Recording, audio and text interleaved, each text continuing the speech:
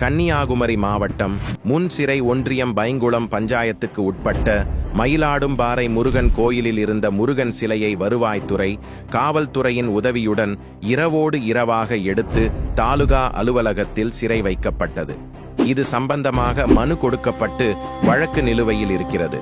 இந்த வழக்கை திசை திருப்ப கோயிலுக்கு ஆதரவாக போராடின இந்துக்கள் மீது எலுமிச்சம் பழம் மீது குங்குமம் பூசி கிறிஸ்தவர்கள் வீட்டில் போட்டதாக பொய் வழக்கு ஜோடித்து பிணையில் வெளிவர முடியாத அளவில் வழக்கு பதியப்பட்டது.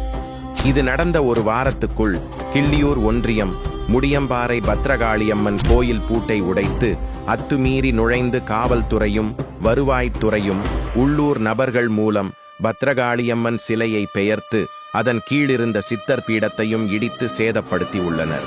இது சம்பந்தமாக போராட்டம் நடத்தப்பட்டது. இருந்தும் அதிகாரிகளோ அரசாங்கமோ எதுக்கும் செவி சாய்க்கவில்லை. அடுத்த கட்டமாக மாவட்டத்தில் மகா சண்டி யாகம் நடத்தப்பட்டது. யாகத்தில் மாநில இணை அமைப்பாளர் கே பொன்னையா, மாநில துணைத் தலைவர் அரசு ராஜா ஆகியோர் கலந்து கொண்டார்கள். தொடர்ந்து இந்த பிரச்சனைகளுக்கு தீர்வு காண வேண்டி மாவட்டம் முழுவதும் ஒரே நாள் ஒரே நேரம் ஜனவரி 18 ஞாயிறு மாலை 5 மணிக்கு 13 ஒன்றிய நகரங்களில் கண்டன ஆர்ப்பாட்டம் நடத்தி கைது செய்யப்பட்டனர். எலுமிச்சம் பழத்துக்காக FIR போட்ட காவல்துறையினர் குருந்தன்கோடு ஒன்றியம் நெய்யூர் பஞ்சாயத்து காடன் விளையில் அனுமதியில்லாமல் சர்ச்சை கட்டி கொண்டிருக்கிறார்கள். அதற்கு எதிராக போராடின இந்து செல்வராஜ் மீது கொலைவெறி தாக்குதல் செய்தவன் மீது எந்த நடவடிக்கையும் இல்லை.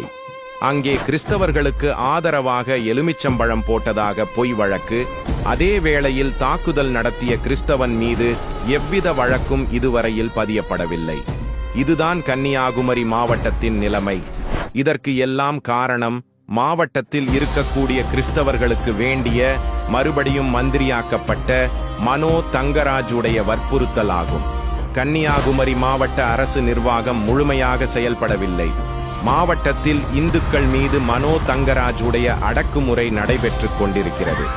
குமரி மாவட்டத்தில் பிரசித்தி பெற்ற குமாரகோவில் முருகனுக்கு சொந்தமான வள்ளி சுனையை கிறிஸ்தவர்கள் ஆக்கிரமித்து சர்ச் கட்ட முயற்சி செய்து கொண்டிருக்கிறார்கள். இதை அறநிலையத்துறையோ அரசாங்கமோ தடுக்க எந்தவித முயற்சி நடவடிக்கை எடுக்கவில்லை. அரசாங்கம் என்றால் அனைவருக்கும் பொதுவாகத்தானே இருக்க வேண்டும். கிறிஸ்துவர்களுக்கு ஒரு சட்டம், இந்துக்களுக்கு ஒரு சட்டம் என்று பாரபட்சம் காட்டுவது நியாயமா?